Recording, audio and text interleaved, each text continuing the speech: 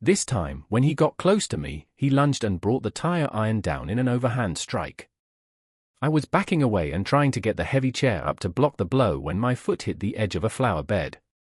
I lost my balance and fell backward.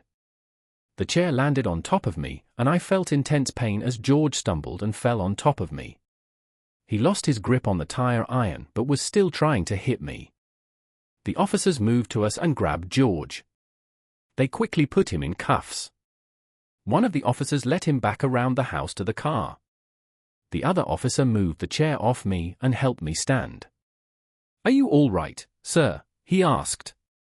I was standing, breathing hard. I felt the shakes begin, then I was enveloped in a hug as a crying Glenda embraced me. I looked toward the officer and said, "Yeah, I think we're fine." He got in a couple of licks, but I don't think anything serious is wrong. "Just give us a moment, won't you please?" I turned to Glenda and cuddled her to me. I ran my hand down her hair and over her back. "Glenda, it's okay now. It's all over, honey. Just calm down now, okay?" Finally, I felt Glenda relax.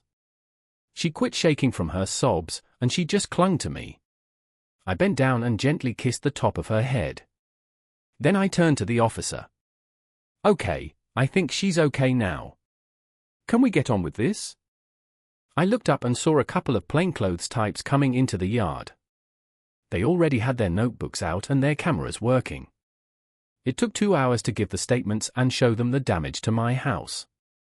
George had slammed his truck into Glenda's car when he arrived, so we had to fill out reports about that too. We found out, as if we hadn't known it, that he was drunk as a skunk when he arrived too. It looked like he would have several charges laid against him: DUI, breaking and entering, assault, 2 counts, and possibly attempted murder. Linda verified he had threatened to kill me, and the first officer on the scene verified he had made the threat.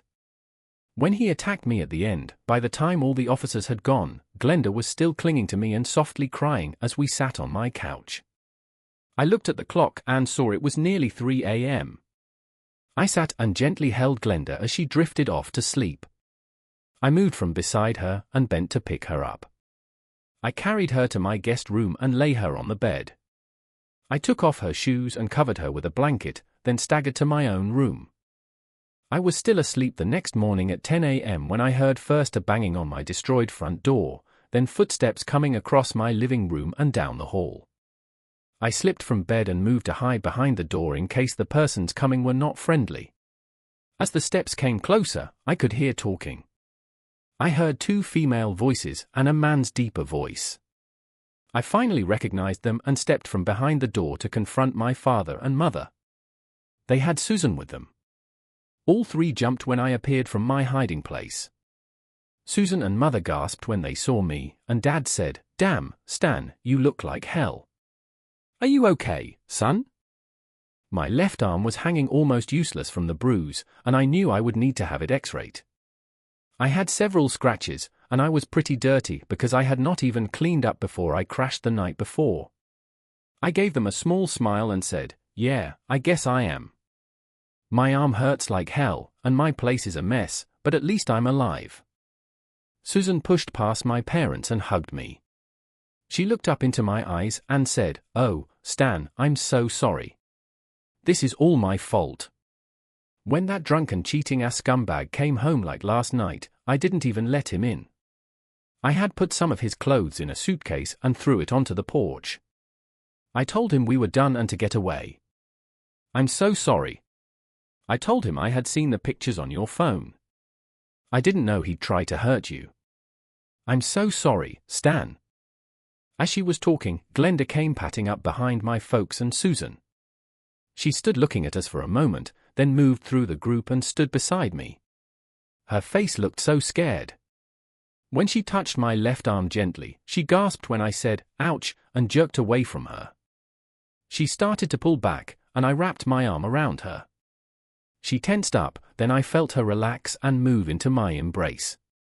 All 3 of my guests were staring at us. I said, "Glenda was here when George arrived last night. I looked over at Susan and continued, she was giving me hell for being mean to you when George came screaming into my driveway and slammed into the back of her car. She saw the whole mess and almost got hurt very badly when George tried to hit her with the tire iron. Also, as I was saying that, I noticed her blouse was still torn. What really bothered me, though, was the blood I saw on her white blouse. I quickly turned her toward me and stepped back. I tore her blouse open as I said, "Are you hurt bad, Glenda?"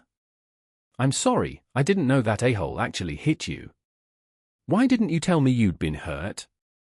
Glinda grabbed her top and tried to hold it closed as I bent forward to see how badly she had been cut.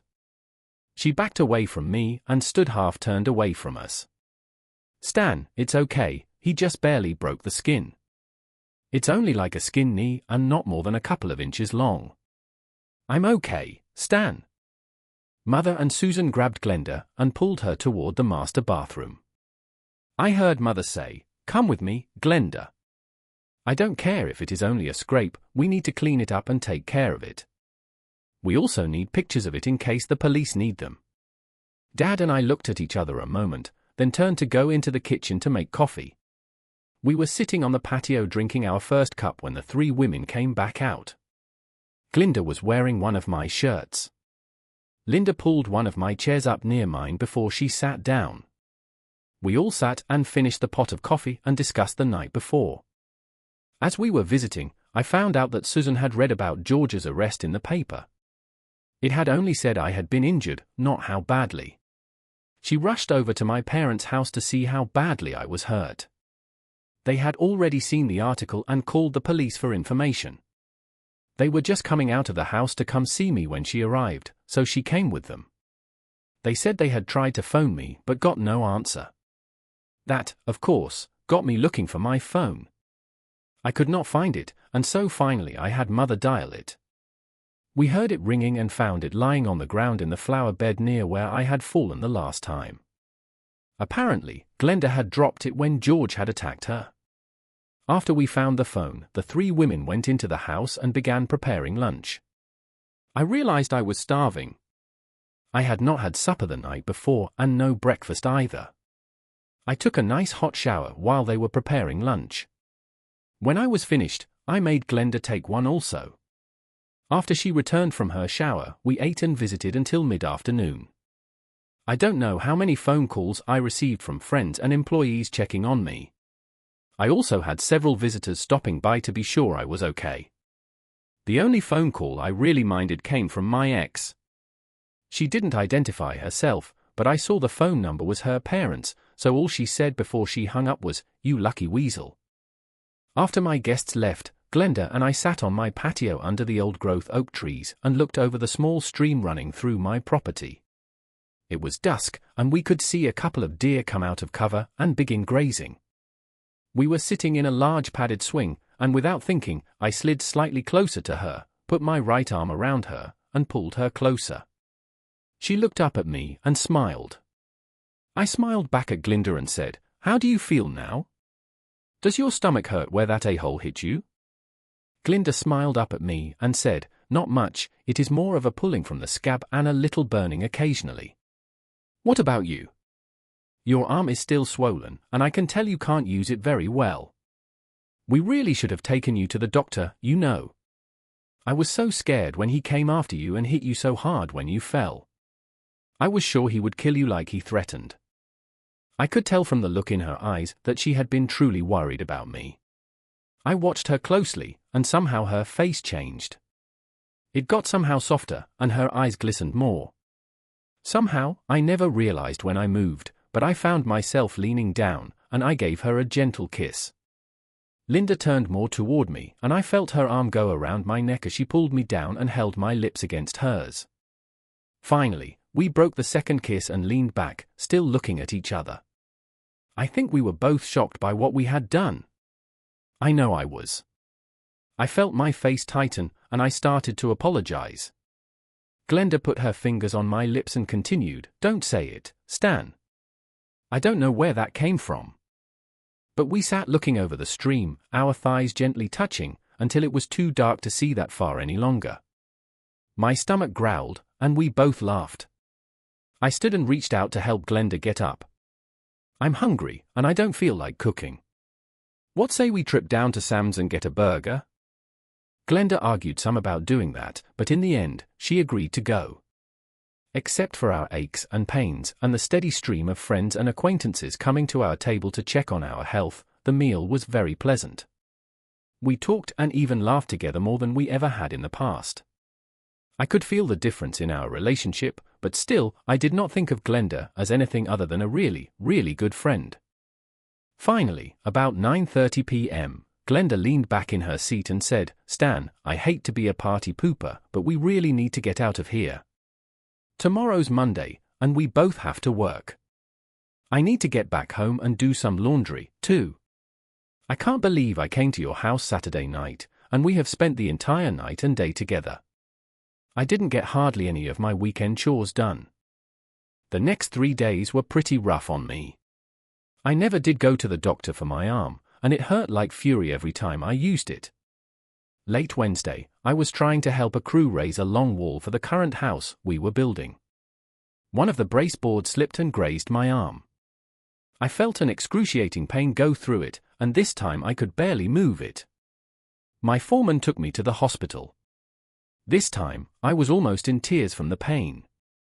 The emergency room doctor gave me hell when he saw me. He told me I was lucky I hadn't injured myself permanently. My arm was severely bruised, and I had a serious fracture. They also worried about blood clots, and in addition to splinting my arm, they gave me some medication to reduce clots. He put me in the hospital overnight for observation.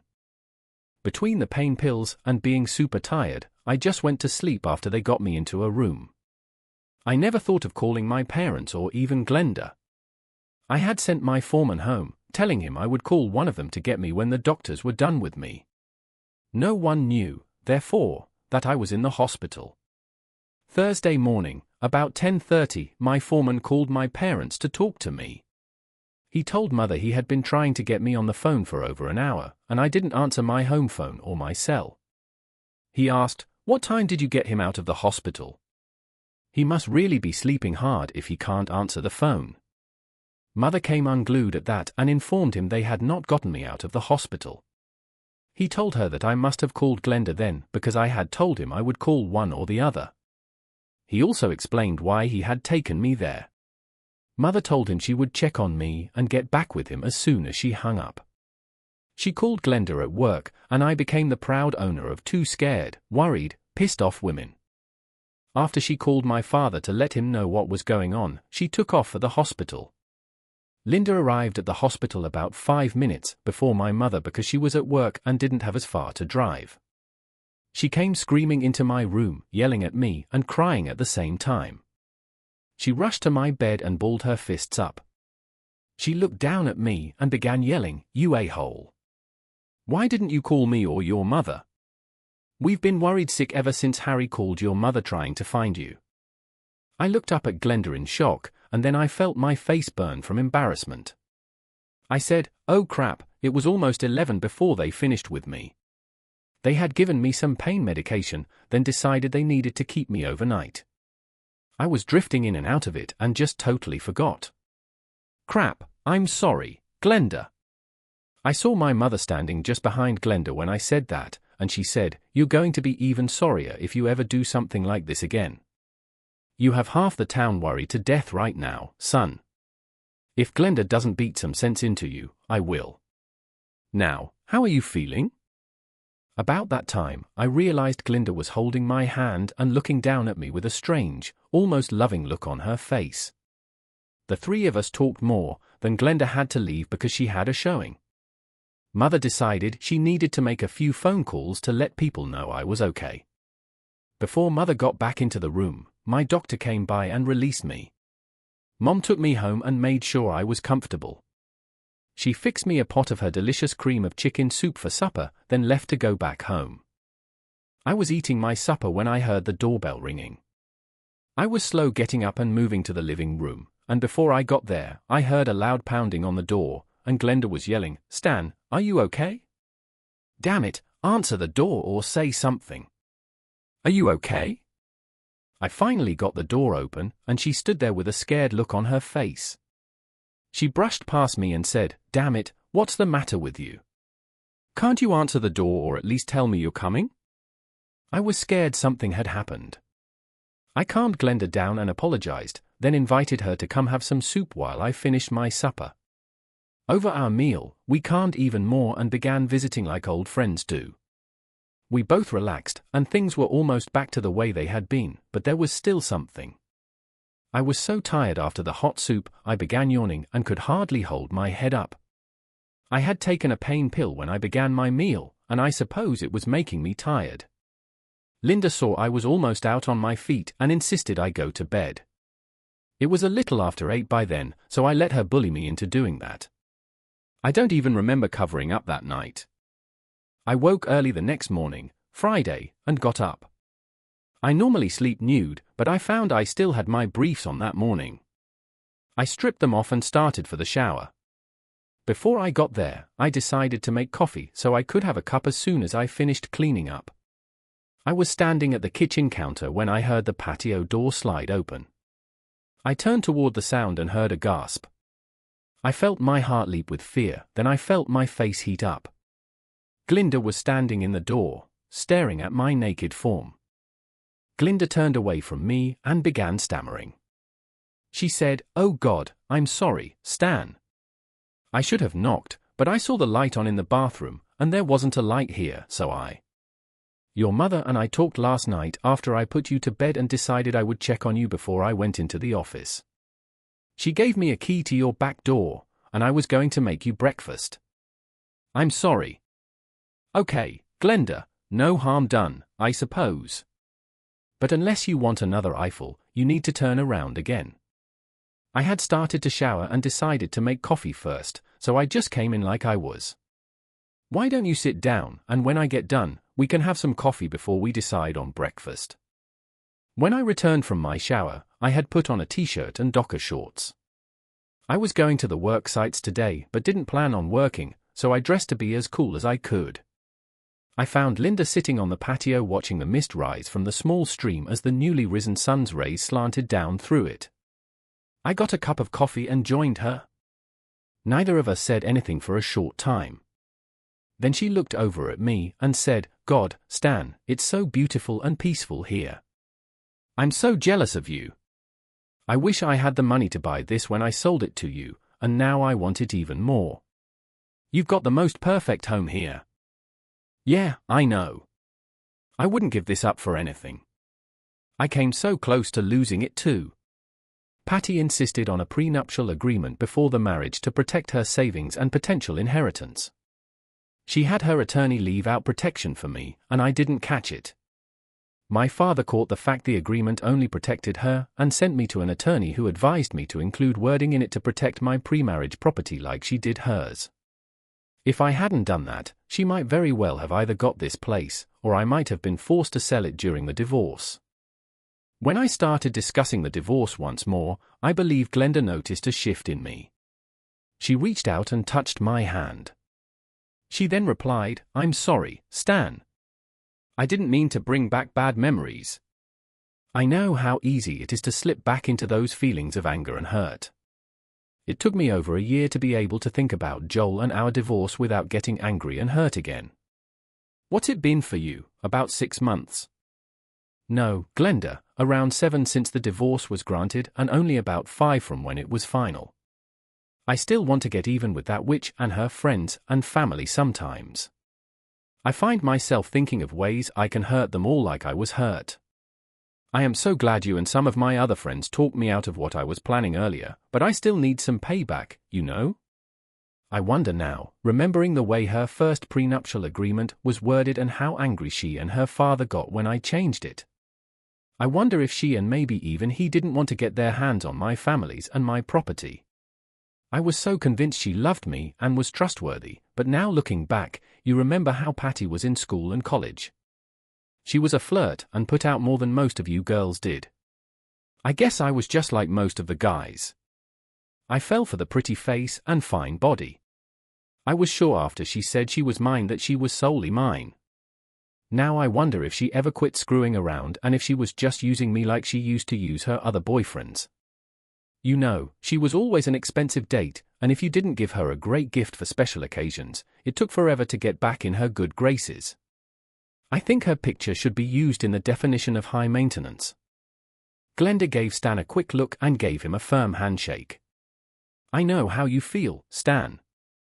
Joe was sort of like that. He always wanted more toys. We didn't have much money when we were married because we were young and just starting out in life. I wasn't selling much real estate, and he didn't make much working as a framer for his first company. I was always arguing with him because he bought luxuries before we paid our bills and bought food. A time or two, I had to borrow money from my parents to buy food or pay utility bills. He was always cashing his paycheck and drinking a lot of it up on payday. Now, you sit while I go fix some breakfast. It's almost 7:30, and we both need to get to work soon. Stan stepped back from his empty plate and replied, Glenda, that was great. I thought Mom made delicious omelets, but this one made hers look like a beginner's first attempt. Now, let's get our butts in gear and get to work. Leave the dishes, and I'll take care of them tonight. No, it won't take long to put them in the dishwasher, and I refuse to leave dirty dishes lying around. If you have to go now, do it. It won't take me 5 minutes to clean up here. Stan breathed a sigh of relief and moved to assist Glenn. They completed their work and left the building in under 5 minutes. Her car was parked in the driveway's middle. Stan opened her car door for her, and as she walked in without thinking, he bent down and planted a soft kiss on her lips. When he glanced down into Glenda's eyes, she gasped and retreated. Her eyes were nearly scared. It was only when she had that response that Stan realized what he'd done. After getting into her car, Linda said, Oh, Glenn, I'm sorry. I didn't even think about what I was doing. Crap. She then spent some time staring out the window at Stan. At last, she turned on the ignition and inserted the key. Stan observed her turning her head and backing down his driveway without saying anything or making any gesture. He remained standing there while she drove away from view. For the remainder of the day and that weekend, Stan didn't see or speak with Glenda. On Sunday, he went to his parents' house for lunch, and as soon as he entered the kitchen, his mother slapped him. She replied, Stan, what did you do to Glenda Friday? I called her last night to see how things went, and she began crying. She never would tell me what the problem was. I sent that girl over there to help you, and if you hurt her, I'll. Mama, I didn't do anything.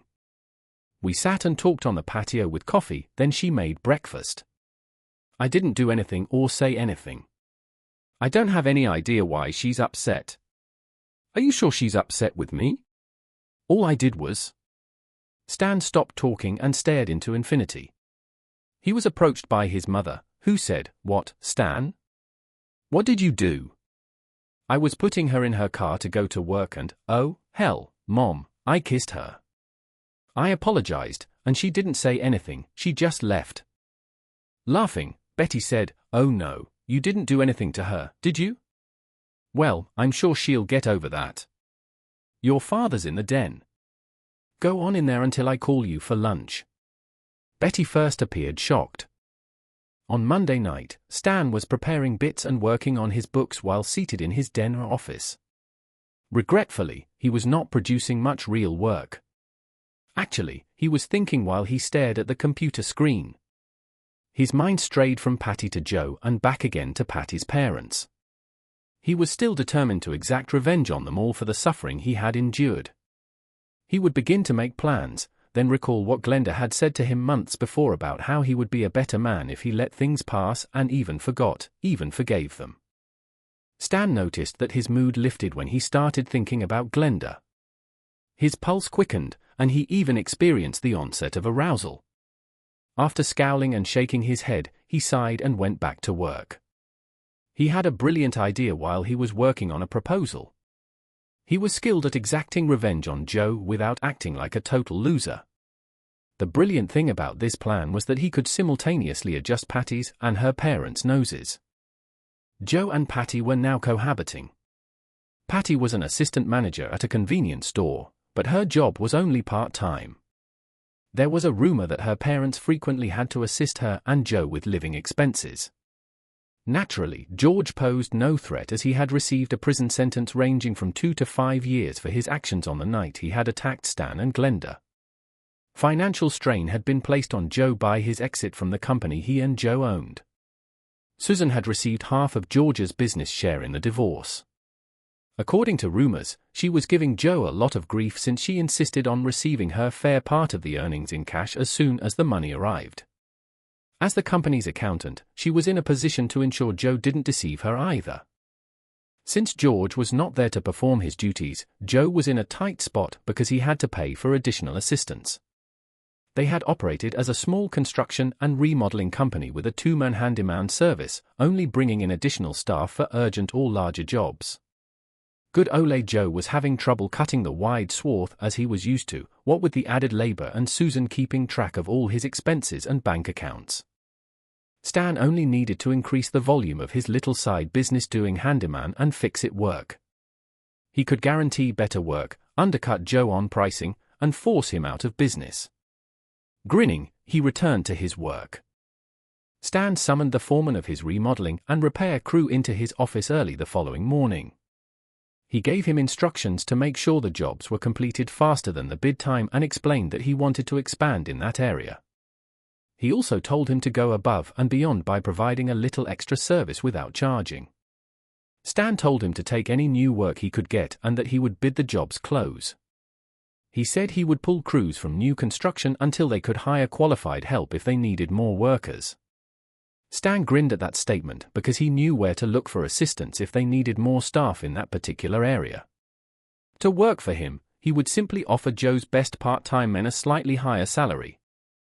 Stan got up and dialed a call after his foreman had left. He said, "Susan," when someone answered the phone. "Susan, this is Stan. I have an idea I want to run past you. Can we meet for lunch?" Stan filled Susan in on his plans over lunch. She was first angry and somewhat afraid. "Damn you, Stan, you can't do that. I am barely making ends meet now, and if you ruin the business, I'll lose part of my income. Hell, I might even lose my house. You can't do this to me. Haven't you done enough already?" Stan was initially taken aback. Then he started to grin.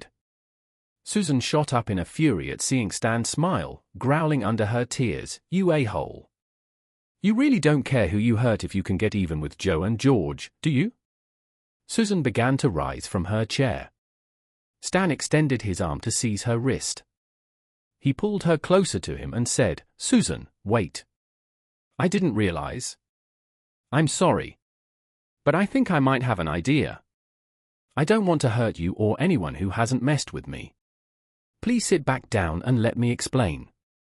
After the meal and their discussion of his plans and Susan's fears, Stan leaned back in his chair and said, "Okay, if I understand everything we've talked about and agreed on, we can do this. You get your current income and the chance of much, much more later. I get some satisfaction from Joe. I'll have my attorney draw up the agreement after everything is done. You will trade your 25% share in Joe's remodeling business for a 25% share of mine. You will transfer all ownership to your share of the tools, goodwill, and other assets and receive a pro rata share of mine. You understand we will keep separate records of the remodel section, and that is the only part of my business you will share profits in. I will incorporate as 3 separate businesses under a holding company umbrella. We will then have the remodel division you will own 25% of, and a new construction division and landscaping division. I will be the president and chief operating officer, and you will be the chief financial officer and accountant. We will not tell Joe about our agreement until absolutely necessary." Agreed, Susan smiled and nodded her head. The completion of all the paperwork took 3 weeks. After that, they began to function under the new arrangement. Actually, there was no shift in the public's opinion. Stan remained a hands-on manager, and everyone still came to him for bids. The remodel section's expansion was the primary alteration. Glenda had settled into his home a few weeks prior to Stan's conversation with Susan. On the evenings that Stan and Susan came to their agreement at Sam's, Stan returned home to find Glenda again preparing dinner in his kitchen. When he entered his kitchen, she was humming and flying around. He simply stood there grinning as he observed her work. He'd given up and given her the place's key several weeks earlier. Several times he had been embarrassed to get home later than usual to discover that she had either been there and gone or was waiting for him to come home. Though neither of them had given it much thought, their relationship was unquestionably present. On a lot of evenings, they would work on projects together in his office or watch TV in his living room. Even though they never formally acknowledged it, they were a couple. Glenda stopped flitting around when she finally saw Stan standing in the door. "What? Why are you just standing there watching me? Is something wrong?" she asked him as she noticed him observing her. Stan shook his head and entered the room. He approached her and planted a soft kiss on her lips. He had a great feeling when he felt her embrace him and put her arms around him. "Supper will be ready in about 10 minutes. Why don't you go clean up while I finish?" she said, lifting her head and planting another quick kiss on him. Stan entered his bedroom and followed her instructions. She was setting the table for dinner in the breakfast nook when he wandered back into the kitchen. She was drawn against him again as he approached from behind and put his hands on her hips. He enveloped her in his arms and hands, letting them fall to her stomach. "It smells wonderful, thank you. But you know you really don't have to do this for me. I can make my own meals, you know," he said, bending down to kiss her neck. As they were finishing their meal, Linda observed Stan and said, "Yeah, but this way, I know you're eating right, and we neither one have to eat alone. Now, do we? Okay, Stan, you're up to something. You look too pleased with yourself for it to be anything normal. Either now, what's going on this time? Did you get another big contract or what?" "No, nothing like a big contract or anything like that. I have been talking with some of my employees and another owner of a small remodel business. We have decided to enlarge our remodel crew and take on more of the small jobs. I have merged that owner's business with the remodel part of my business. I'm going to incorporate, and the corporation will have 3 divisions: remodel, new construction, and landscaping. The new investor will become my chief financial officer. I will be president and chief executive officer." "Oh, that's great. Who is this investor? Do I know him?" "Well, it's not a him, it's a her. And yeah, you know her. Susan is having trouble making ends meet, so I let her buy into my remodel business with her share of George and Joe's business she got in the divorce. The corporation will pay her a little higher salary than she makes now part-time as an accountant, and we expect her share of the profits from the remodel business will be greater than she gets now from Joe. She should be able to live better and won't have to worry about income from Joe.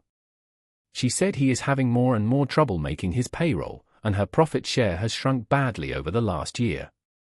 Glinda glanced at Stan and replied, "And this wouldn't be a way to give Joe the shaft, now, would it?" "Well, not really. It's a good business decision. I've been turning away remodel work for a long time because it isn't as profitable as new construction. But, well, it might hurt Joe, but that isn't my only reason for doing this."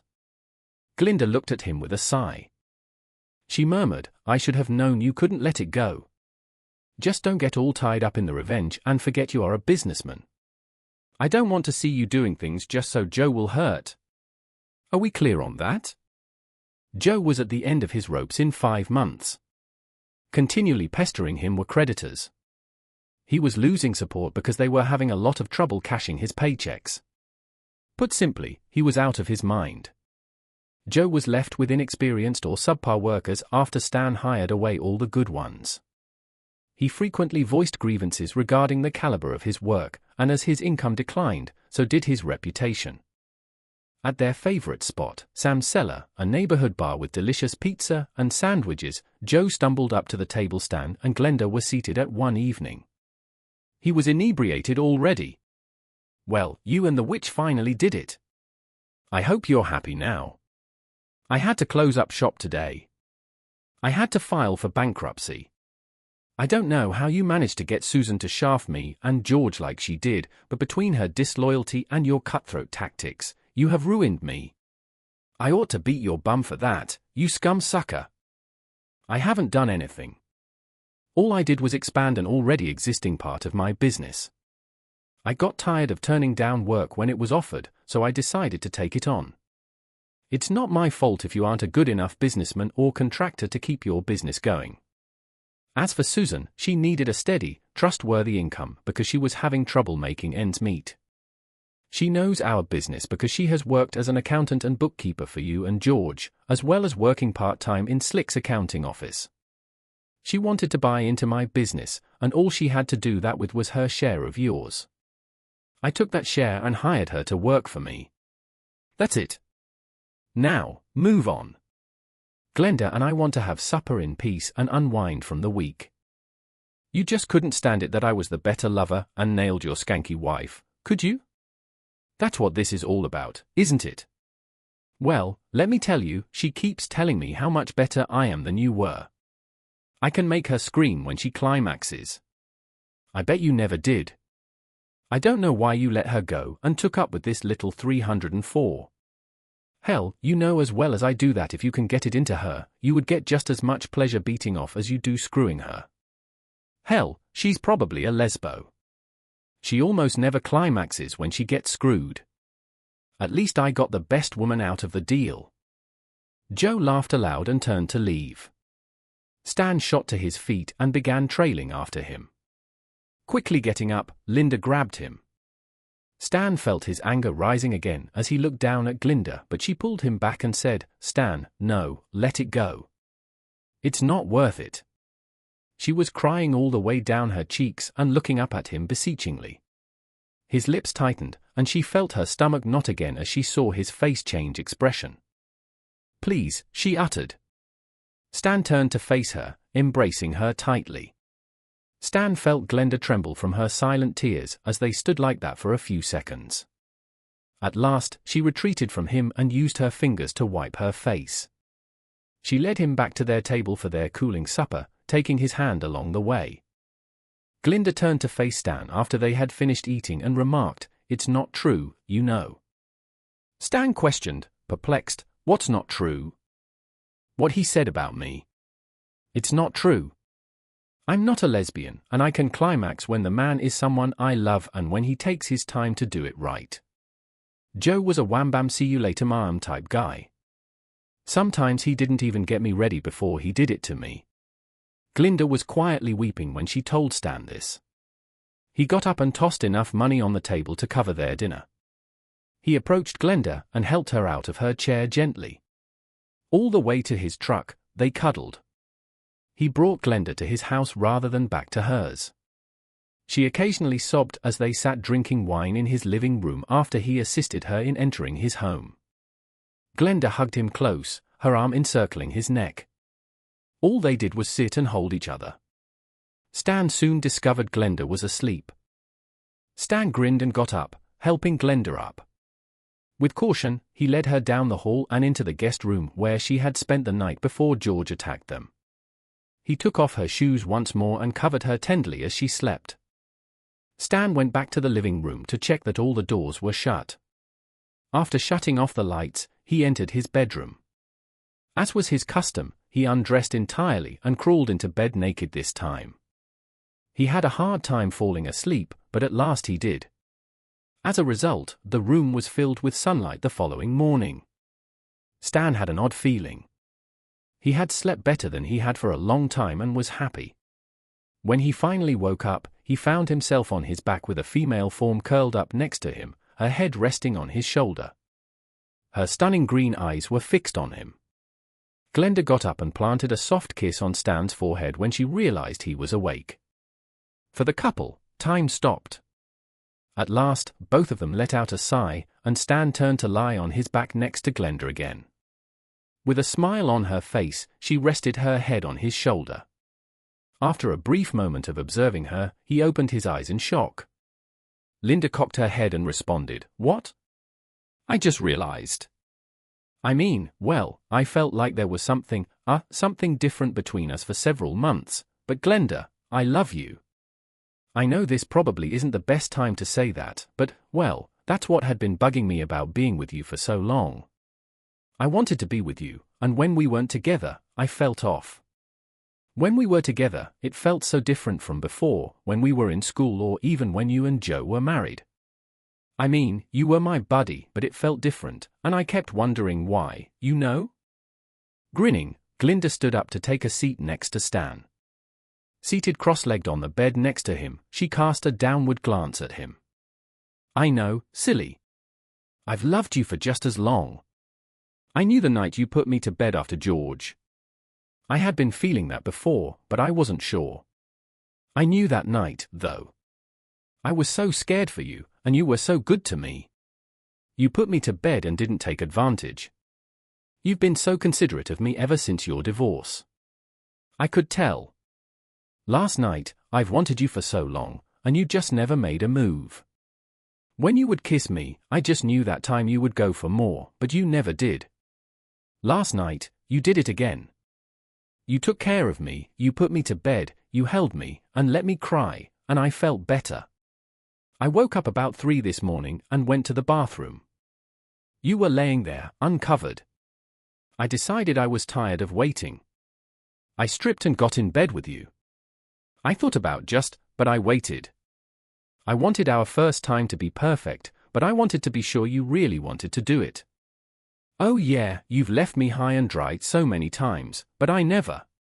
I mean, we were friends, and I didn't want to ruin what we had. Glenda smiled and asked, and that would be bad? Why, but just as she was finishing her sentence, Stan pulled her down and gave her another kiss before saying, we need to get up, honey. I'm starving, and if we stay here, I'll attack you again. After leaving the bed, she went with him to the bathroom and they took a shower together. Naturally, before they left, they made damn sure all the interesting parts on the other were spotless. Glenda started staying with Stan nearly every night at this point. She was bringing her clothes into his home one by one. 3 weeks later, Stan got up to refill their cups at the patio before breakfast coffee. Glenda realized he had gone to the restroom just as she was starting to wonder what was keeping him. Stan finally arrived from the house carrying their coffee. Glenda took hers from him, and he placed his on the table next to the swing they used. With curiosity, Glenda observed him kneeling next to her, but a little ahead of her. He lifted his hand and let it open. Glenda pulled her hands to her mouth, seeing a sparkle in his palm as he did so. She realized what Stan was doing as he posed the question. Glenda, I know there may be more romantic ways or places to ask this question, but I feel like these mornings here on the patio, alone with you, are so special. Glenda, will you marry me? Stan asked, and she was already crying and shaking her head yes. Glenda held out her hand for Stan to place the ring on her ring finger. She responded, yes, grinning and nodding her head. Following breakfast, the delighted couple got dressed and visited their parents to share the good news. Since Glenda didn't want to wait around for a long time to get married, she got busy and set the date for 7 weeks later. They reserved the VFW hall for the reception and the church they both regularly attended. They were ecstatic that everything was in order. On Monday, 6 days before the wedding, Stan's doorbell rang. As Glenda opened the door, she noticed Patty and her parents were there. She did nothing but stand and stare, unsure of what to do. Patty finally said something. Finally, Linda stepped back from the door and yelled over her shoulder, Stan, honey, can you come here, please? Someone wants to talk to you. Stan came into the living room and stopped when he saw Patty and her parents. She continued, Glenda, I know I'm not your or Stan's favorite person, but we need to talk to him. It's important. Please, can we just talk for a moment? He parted his lips to say something, but Patty spoke first. Stan took a deep breath and finally gestured into the living room to the seating area. She said, Stan, please, it's important. I know I'm not your favorite person, and I know I hurt you badly, but this is important, and I don't want to. Can we just please talk a moment? Linda turned to walk away, but changed her mind. Patty and her parents were seated on the couch off to the side, and she was perched on the arm of Stan's chair. After surveying her surroundings, Patty turned to face her father. At last, Patty inhaled deeply and started speaking. She continued, "Stan, I know I hurt you, and I don't have any excuse except Joe and George had been my friends and, yes, even my lovers since junior high school. Oh, the first couple of years after we got married, we didn't do anything, but then it started up again. They were always in the store and making suggestive comments. You know how I like to flirt, and the flirting got me so ready." Patty blushed and returned her gaze to her parents. She took a deep breath and continued, "Finally, one night after the store closed, they would not leave. We kept drinking beer, and then before I knew it, they were screwing me. Stan, I'm sorry, but I did like it. I felt so alive and turned on being with both at once and knowing I was married to you. After that night, I tried to stop. I really did, but they kept pushing for more. They made it a point to be there when we locked up, and from the moment the last employee left, they would touch me, kiss me, and talk dirty to me. God help me, but I responded to that so much. I loved the feeling of being screwed in my office and our store. I just never could end it. I don't know why I let them extend their credit line, but I did. Then they just pushed for more and more, and I let them have whatever they wanted. I just kept getting in deeper and deeper. Oh yes, I was angry at you when you just kicked me to the curb and didn't even try to save our marriage. Then when your father found out what I had been doing at the store and fired me, I became even angrier. Joe and I began trying to figure out ways to make you pay." Patty turned her head toward Glenda and continued, "Glenda, he really became angry when he saw you and Stan together so much. Of course, by then, I was living with him, and Daddy was helping with our expenses. I'm sure you know how Joe spends money, there was never enough. Finally, Daddy made Joe sign over his business to him, but he let him keep running it. He put him on salary, and we kept a tight rein on spending. Then you began taking more remodel works, Stan, and the business began to do even worse than before, and we had less money.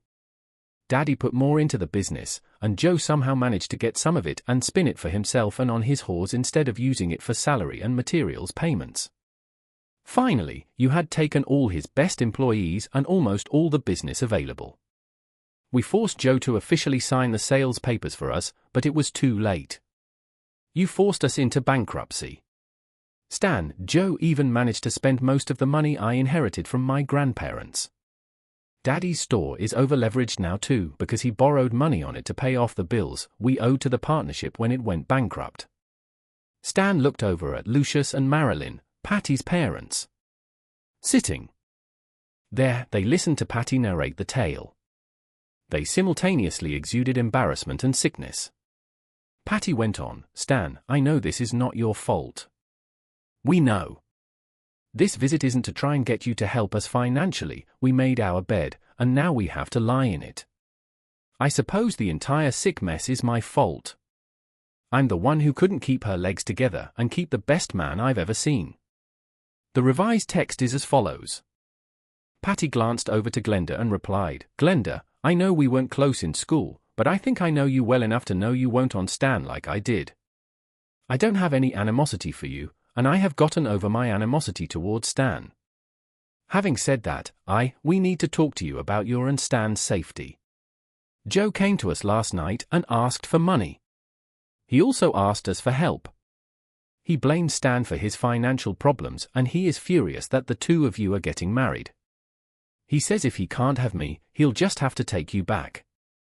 We called the police and reported Joe's threats to them, but they say they can't do anything until they get some type of proof. We need to warn you, and we want you to know if anything bad does happen, it wasn't us that did it, no matter what Joe may say." Stan reclined in his seat. He wrapped his arms around Glinda's waist as she slid off the chair arm and onto his lap. Stan finally started speaking.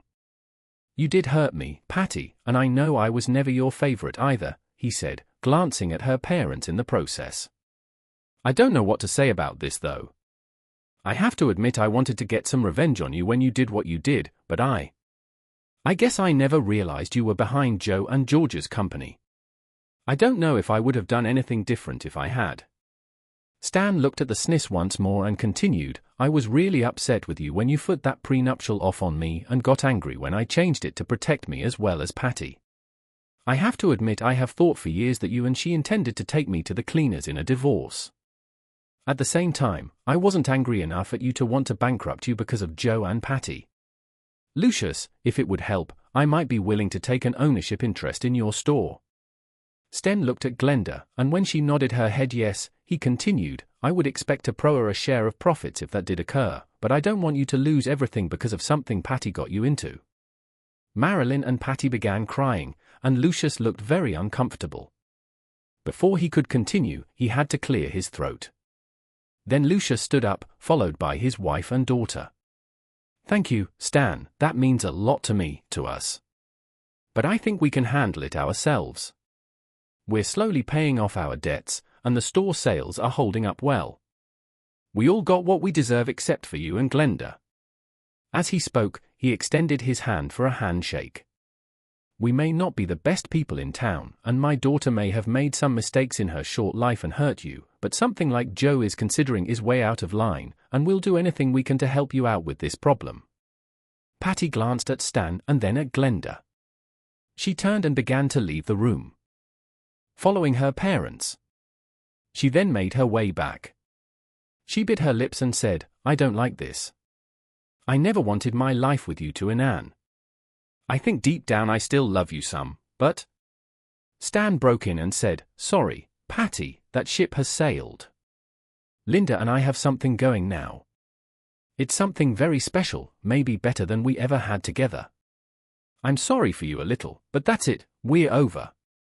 Patty looked at Glenda again and continued through her tears, I never was one of your friends in school. I think part of the reason was because you were Stan's friend and I was afraid you would take him from me. Well, you didn't take him from me, I threw him away, and you rescued him. I hope you're happy, but if we see each other in the future, I hope you don't get too angry or think too badly of me if I don't speak. If you need anything from me, from us, to help with Joe, let us know. If we find out anything else, we'll let you and the police know. Patty walked up to Stan and gave him a gentle kiss on the cheek. The Stennis family left, and Stan sat in his big chair again and pulled Glenda into his lap. She said, Goodbye, Stan, good luck. As soon as this mess with Joe is finished, I plan on leaving town. Everyone knows what I've done and how I've hurt you, and I need a new start. Maybe next time if I fall in love, I'll do it right. They just spent a few minutes holding each other. Stan then picked up the phone and dialed 911. He confirmed that he, his parents, and their businesses had been the target of threats of violence. The detective he was speaking with informed him that they had already stepped up their patrols around his business properties and that a car was expected to arrive at his residence to conduct an interview and update the report. The doorbell rang while they were speaking, and when Glenda answered, she discovered a detective inside. Stan informed the office he would hang up to speak with their detective, who had arrived. One of the unfinished homes owned by Stan's company caught fire 3 weeks later. Patrols around his construction sites were stepped up due to suspicions of arson. A patrol noticed a moving shadow behind Stan's office building 2 weeks after the initial fire. They made their way to look into it as flames shot up, revealing a man fleeing the fire. Calling for the figure to stop, one of the officers initiated a foot pursuit. The figure turned, and his fist burst into flame. The cop lost his balance due to a sudden, intense pain in his chest. He pulled his weapon and let off 2 shots while lying on the ground. The figure fell to the ground.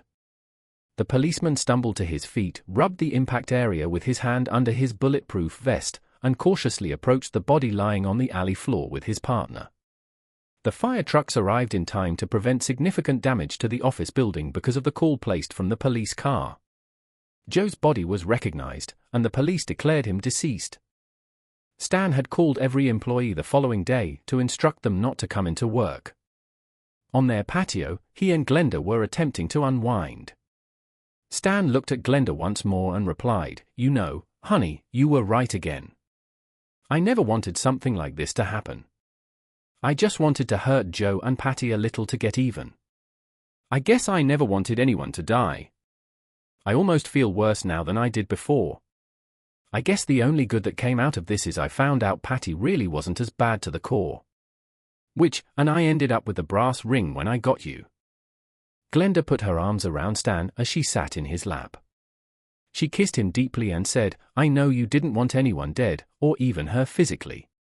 I do wish you hadn't done things this way, but in the end, it was really Joe's fault he is dead. You know, you were already in the same business he was in, and you beat him by being better than he was at it. And because he couldn't manage money, it was his fault he lost track of what was right and screwed Patty. Then later, he tried to hurt you by burning your buildings. Despite all the drama surrounding Joe's passing and the arson, Stan and Glenda's marriage got off to a good start. As they say in olden times, love conquers all because they were genuinely deeply in love. After a brief honeymoon trip to Florida, Stan and Glenda returned to their respective jobs soon after the initial arson and helped one another through the commotion that followed Joe's passing. After obtaining her license as a real estate broker, Glenda established her own company as Stan's fourth division. She accepted other sales as they came up and focused on Stan's business buildings. Stan's company took over the building supply center as a fifth department after his parents retired. A manager was employed to supervise it. Their family grew over the years. After 2 years, they had a daughter after first having a son. Stan once noticed Glenda sitting next to the pool, watching their kids, ages 7 and 9, play in the shallow end. He grinned and replied, You know, honey, this is everything I ever wanted. I have a great business I love doing, and 2 wonderful children. Best of all, I have you. When it was happening, when Patty was cheating on me, and we were in the middle of the divorce, I thought it was the worst, most hurtful thing that could happen to me. I was wrong. It was the best thing because I found you. What we have is so much better than what I had with Patty. I sometimes want to find her and thank her for making me divorce her. Glenda turned to face Stan and grinned despite her tears. It was her, I love you too, honey. Please feel free to express your opinions in the space provided for comments below, and don't forget to like, share, and subscribe.